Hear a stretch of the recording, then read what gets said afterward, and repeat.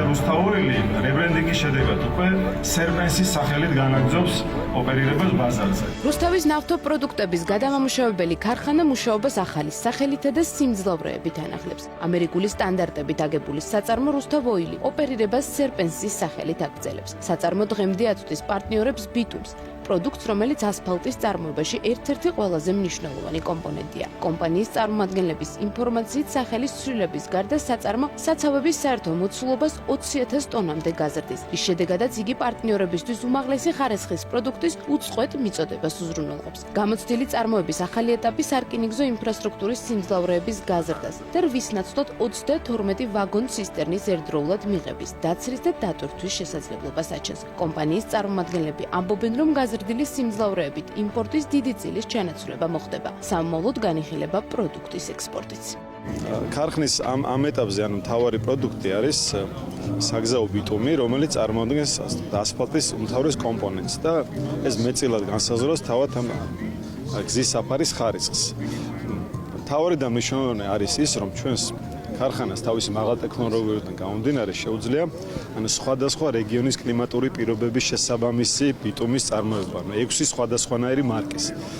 რაც ბუნებრივია თვითონ ამ საფარის ხარისხიანობას, მის ხანმეტებობას და ექსპლუატაციის ვადებს და შესაბამისად ეს არის ასე ვთქვათ მთავარი პლუსი.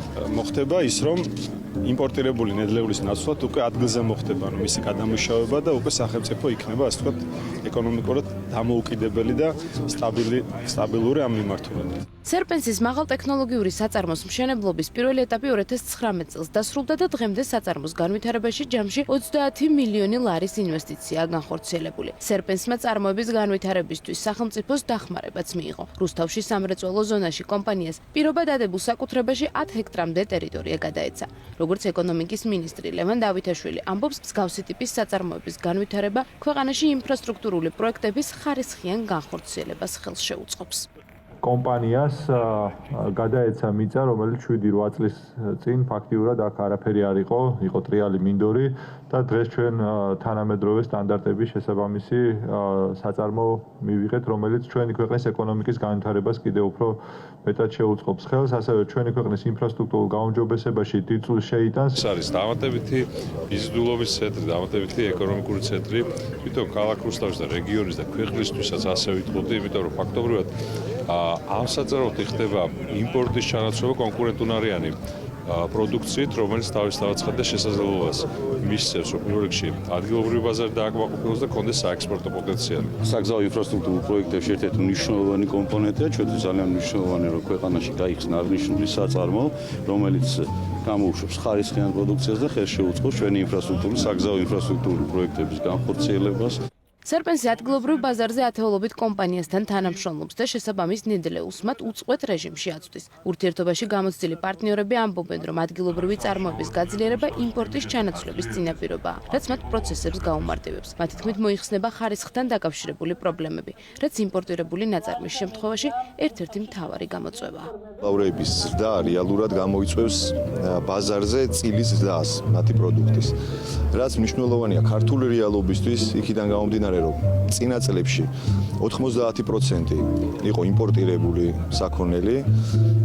დღეს კიდე ამ მოთხოვნის ნახევარიც რო დააკმაყოფილოს ქართულმა მწარმოებელმა, ეს ნიშნავს ქვეყნის სიძლიერეს, ქართული ბიზნესის გაძლიერებას. ეს უფრო მეტად მობილურს გახდის ჩვენს მუშაობას, ვინაიდან აქვეა ჩვენ ძირითადად თბილისში და მის მიმდებარე რეგიონებში ვაწარმოებთ ასფალტურ ბეტონს და აქვე უცბად ერთი ზარით ხორციელდება 15 წუთში ბიტუმის მოწოდება და ეს ძალიან გაუმჯობესებს ჩვენ მიწოდების ხარისხს და მიწოდების ვადებს.